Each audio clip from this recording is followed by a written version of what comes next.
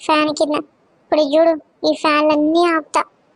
ఏంటి రాజీ, ఫ్యాన్లన్నీ ఆపేశావు? అమ్మో, current bill చాలా వస్తుంది, అందుకే మహి ఫ్యాన్లు ఆపేశాను. అయినా మీరు కూడా నన్ను ఇబ్బంది పెట్టాలని అనుకోరు కదా. సర్లే, వేస్తానులే. అదేం లేదులే, పర్లేదు. మీకు కానీ ఉక్కబోస్తే బయటికి వెళ్ళి కూర్చోండి, చల్లగా ఉంటుంది. ఉబ్బదీస్తే వెళ్తాంలే. అత్తేంటి ఇలా చేస్తుంది? మళ్ళీ అమాయకంగా మాట్లాడుతుంటే ఏమీ అనలేకపోతున్నాం. అవునే, ఈ రాజీ చాలా పిసినర్దల్లాగా ఉంది. ఏం చేస్తాం, వచ్చాంగా, తప్పదు మరి. బయటికెళ్ళి కూర్చుందామా మరి?